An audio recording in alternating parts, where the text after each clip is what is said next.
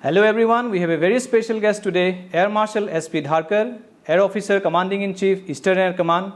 He has been recently awarded with Param Vishish Seva Medal by the Honorable President of India.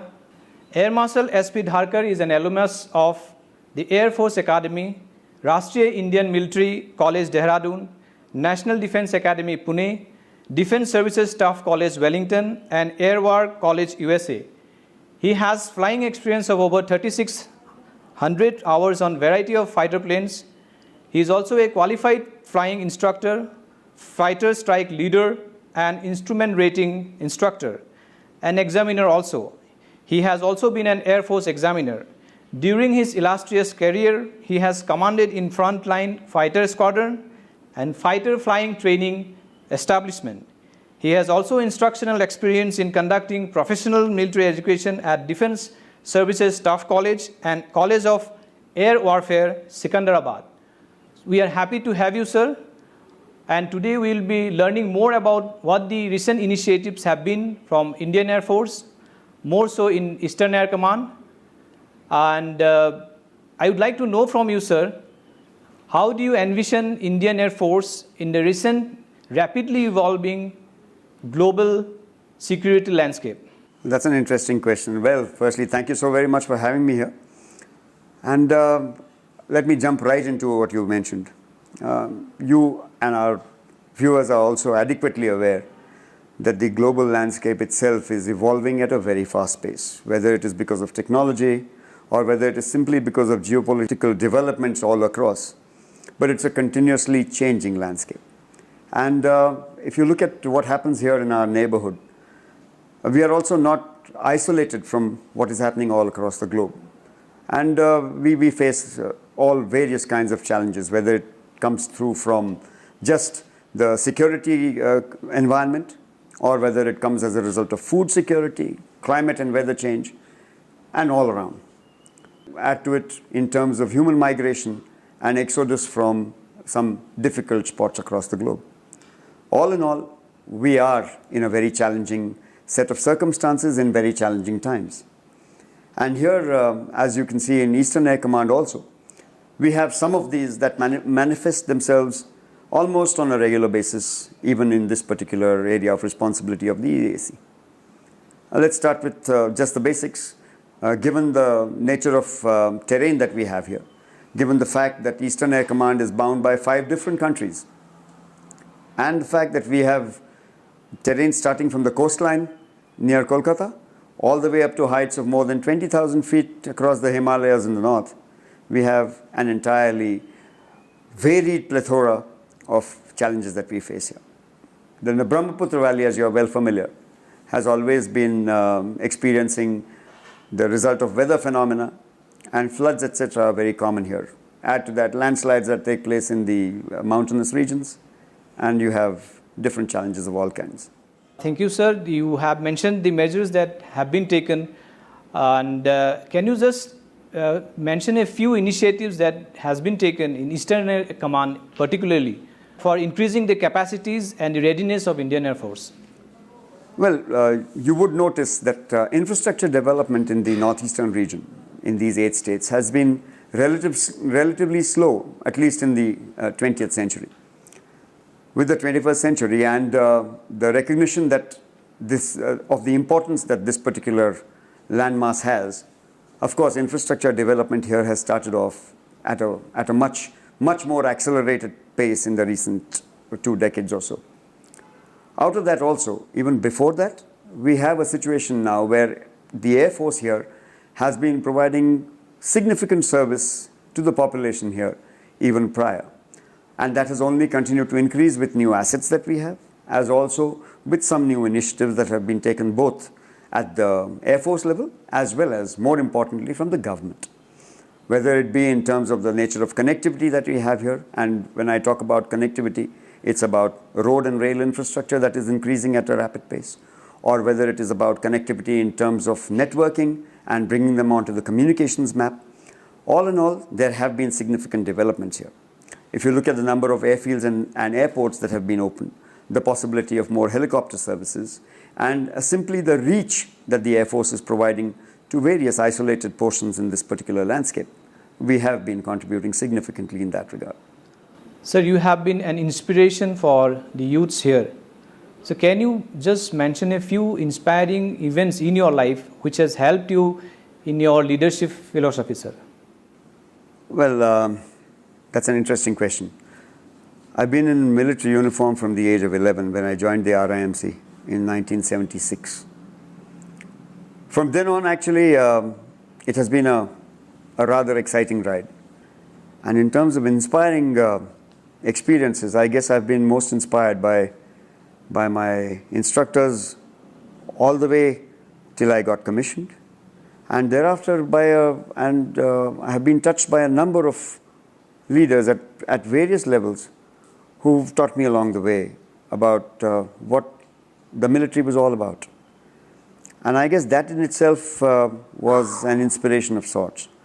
If I'm to look at, I actually would not like to, take significant or singular names in that regard because there have been so many of them.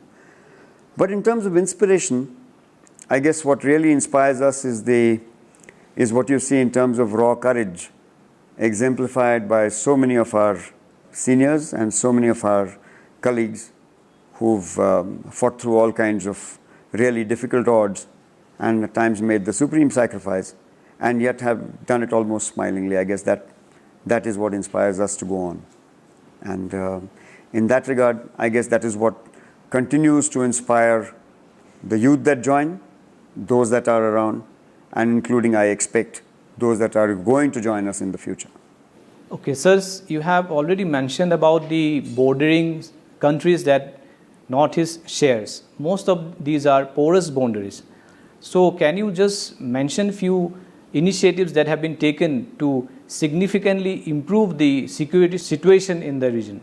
While you call them porous boundaries, fact does remain that we have lots of person-to-person contact across these borders. Many of these neighbors, our nation as a whole enjoys very good relations with most of these neighbors, and that itself is not a challenge. The challenge comes up as a result of the nature of terrain that pertains here. And so towards that, I guess the government also is making significant strides in increasing our practical connectivity to these regions. And that itself is going to make a big difference in improving the security landscape here. Add to that the capability of the Air Force that has improved in terms of the nature of sensors that we have, the nature of sensors in the air that we can put. And that adds to our ability to ensure that these borders are adequately well guarded. And it's only going to improve in days to come. Sir, Atmanirbhar Bharat is the on thing now. So what are your views on Atmanirbhar Bharat in defense sector? Let's look at the entire globe if you look carefully, and we'll start from somewhere almost half a century ago at the end of the Second World War.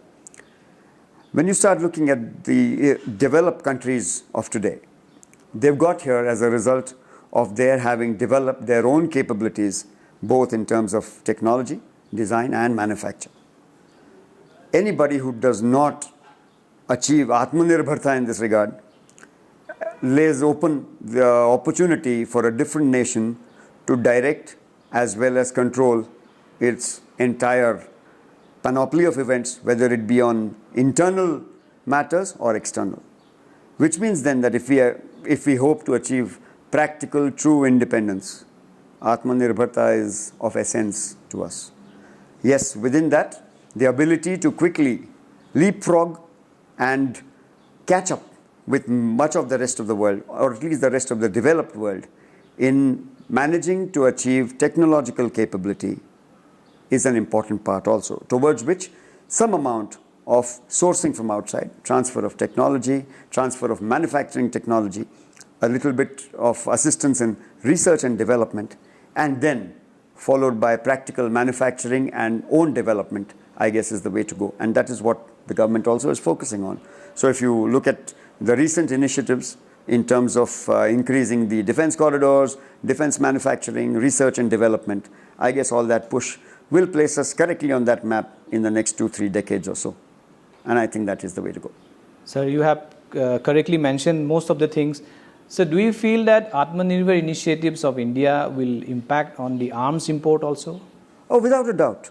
Because when you look at the whole security landscape, I guess anywhere, anything that we manage to enhance our own security capabilities would be assisted by own manufacturing, development and design. And that is where we are going now. So whether it is the Tejas as regards an aircraft, whether it is development or manufacture or building of our own ships and submarines, whether it is all kinds of internal initiatives that we are taking. And now the recent ones to have transfer of critical technologies, for example, engine design, aircraft engine design. All this would contribute towards our own capabilities, and it would help us actually achieve self-reliance in that. I guess that is the correct way forward. Sir, you have been the Assistant Chief of Air Staff Training. What are your views on the recent revolutionary steps that government has taken, the Agneepath scheme? And the first batch, I think it has come out. Yes. So how are they doing in the field, sir? They're doing wonderfully. Actually, if you look at the Agneepath scheme, it is also a follow-on to various other initiatives that the government has taken, whether it is the skill development initiative, whether it is the change in the national education policy. And all in all, it is about increasing the capacity and capability of our youth, that large segment that is actually going to take the country forward. When you look at that mechanism and you look at those in the light of the Agneepath scheme, you will recognize that the Agneepath scheme itself provides wonderful opportunity to a larger segment of people to pursue other disciplines after having spent some amount of time within the armed forces. It also allows the armed forces the opportunity to retain the cream of those particular youth that join into further careers in the armed forces itself. So it's a win-win situation for both sides. And while they are in the Agneepath scheme, it allows them the opportunity to build on their own educational and skill capabilities, as also give them a particular educational background to go along with it. So it's a wonderful scheme in that regard. And just yesterday, the portal for the ability for the Agniveers to now actually improve their own skill grades and their own educational qualifications while they are in service has just been opened yesterday, which is, I think, a wonderful initiative. So at the end of it, even those that do not revert to being retained in the armed forces itself will actually end up in being a significant contributor to society. And that itself is a big thing. Sir, I believe that Agniveer Bayus will do wonders in Indian Air Force, and we will see them performing very well in the days to come. Absolutely. Sir, as many of us know, you were the first director of Defence Space Agency. We had seen that the recent launch of Chandrayaan to the moon. What are its implications in the defence sector, sir? And how far defence can exploit the space developments that have happened in the recent time? When Chandrayaan lands on the moon, we'll be one of 4 countries that has an object on the moon's surface. That itself is a major milestone. Of course, this is not something new for ISRO. ISRO came into existence in the early 60s, in 1963, if I recollect correctly. And from then, ISRO has done some really stellar job in the space sector. It has even taken a satellite across to Mars. So when you look at the capacity of ISRO, what the space domain offers in terms of improved security for the country, space as a domain itself has lots of opportunities. Of course, it doesn't come without its cost and challenges, but then we have been doing exceptionally well in our own manner in the past. And I expect that with every step that we take to the future, we will also establish our own presence in this particular domain. Towards what it does in practical security for India, while the Chandrayaan project itself may not be directly responsible for enhancing safety and security, the fact remains that the technologies that we use in order to put Chandrayaan onto the moon can also have secondary and technologies aside that would help us or enable us further in the space domain. And we look forward to that. And of course, the collaboration between ISRO and the defense forces has always been stellar in the past, and I expect it will only improve in times to come. So your views on militarization of the space, sir? Militarization of space is it actually has started on the first very day when somebody put a satellite up in the sky. Because when you look at what the space domain offers, whether it is in terms of its ability at ISR, that means intelligence, reconnaissance and surveillance, or whether it is in terms of the ability to use a rocket to place an object in space, because finally a rocket is a rocket and a ballistic missile also is a rocket. So the technologies over there in both these domains are rather overlapping. Space technology can be used for peaceful means. Space technology can be thereafter employed for prosecution of a war campaign, which means then that actually militarization of space started right in the beginning. In practical terms, it is about whether there are weapons in space where the little differentiation comes about. And of course, laws are also evolving in this regard. And I expect that as a signatory or as a participant to good order and discipline in the world order, I guess we will also follow absolutely in tune with whatever are the legal connotations of all those laws. So militarization of space, whether it be depending upon the nature in which space is to be utilized, remains to be seen. Sir, artificial intelligence is the on thing now. Everyone is talking about artificial intelligence. With the setting up of the strategic support force, China is among the first to have introduced AI-based military strategic support force. So, sir, how can India have a similar kind of a thing? Can India also think about using AI-based security thing, AI-based applications in the military sector?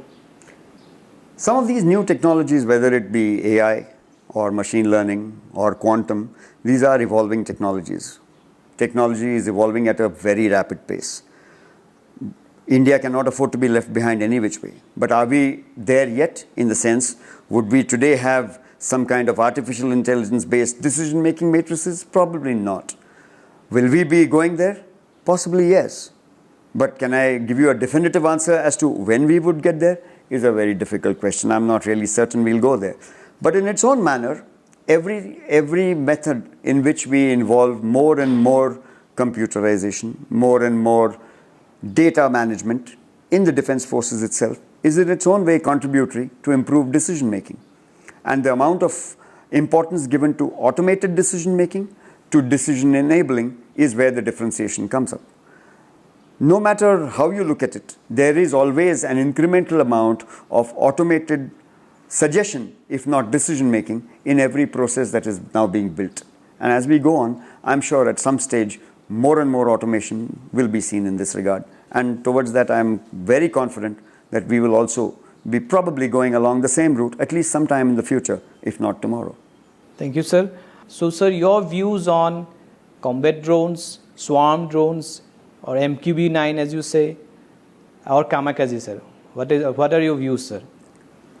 All such things like drones, UAVs, and the like are only reflecting the changing landscape of warfare.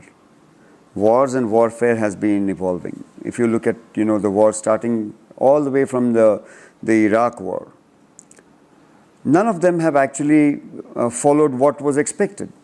Whether it was the Iraq war, the war on terror, the war in Afghanistan, the Russo-Ukraine campaign, you constantly observe that none of them actually have stood in with what was earlier doctrine or earlier thought process on how wars would shape up. Considering that it is changing, look at the Russo-Ukraine campaign now.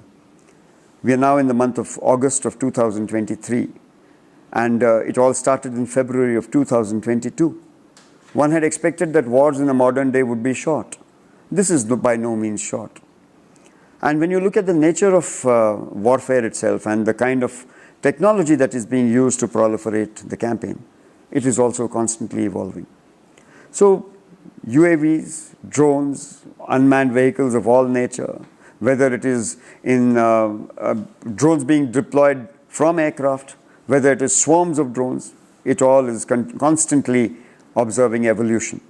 And one expects that with the changing landscape in AI, machine learning, quantum mechanics, proliferation of space, this is only going to improve more and more.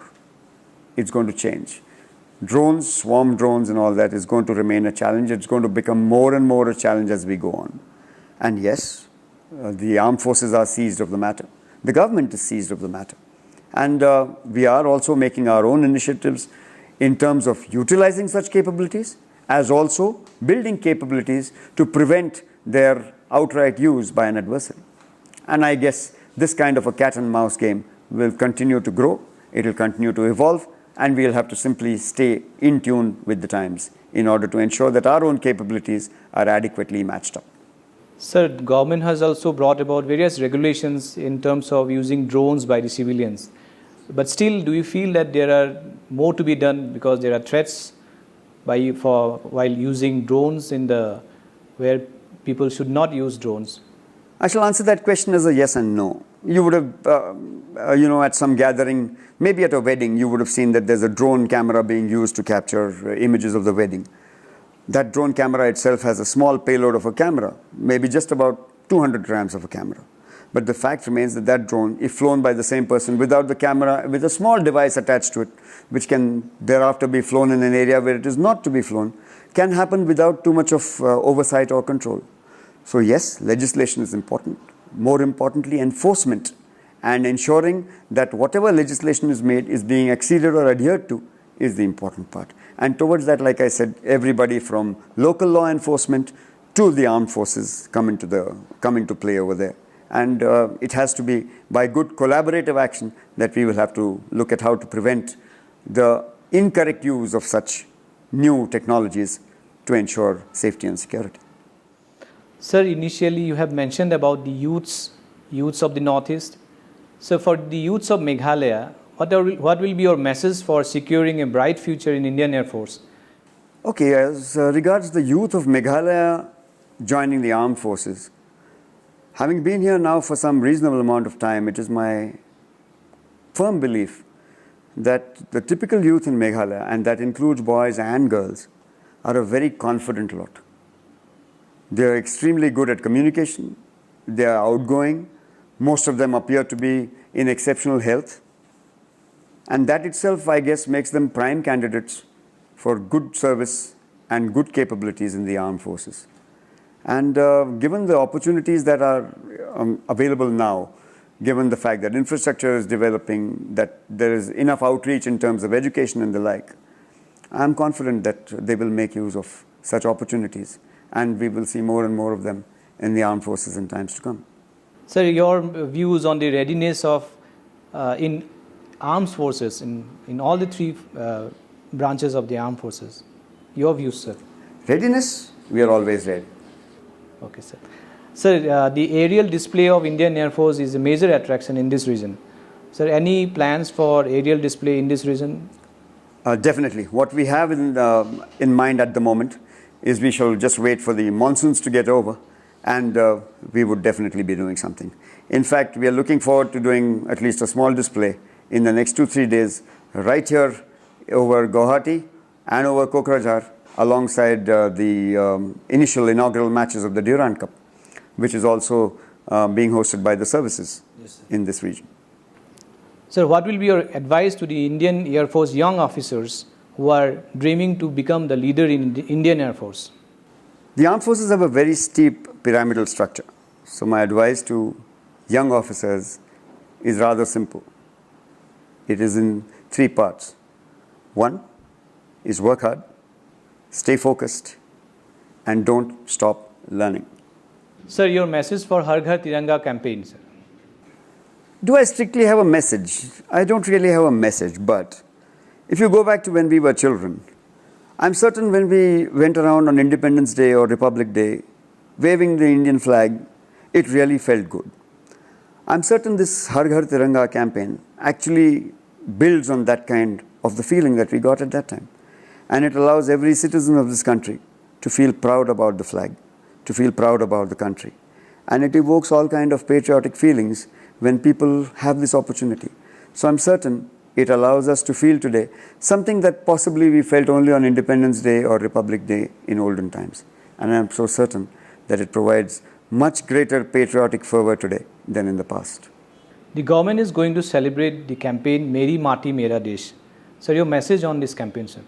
I'm certain that this campaign also is taking further previous campaigns that we've had in the recent past, wherein the Honorable Prime Minister has told us about his Panch Pran, or whether it is about improving our ecological footprint in terms of planting trees and improving green cover, or whether it is about remembering our brave hearts who in the past have given flesh and blood towards ensuring that we have independence and democracy that we enjoy today. Or as we go on further, and in terms of making every Indian feel proud simply to wave the national flag, essentially to improve our feeling of being participative in democracy, of us being patriotic, and feeling proud to be an Indian, both today and as we go into the future. Thank you, sir, for sparing your valuable time. So here we had with us Air Marshal S.P. Dharkar. He had spoken in details the recent initiatives by Indian Air Force, especially in Eastern Air Command. He has also inspired the youths to join Indian Air Force, especially from Meghalaya.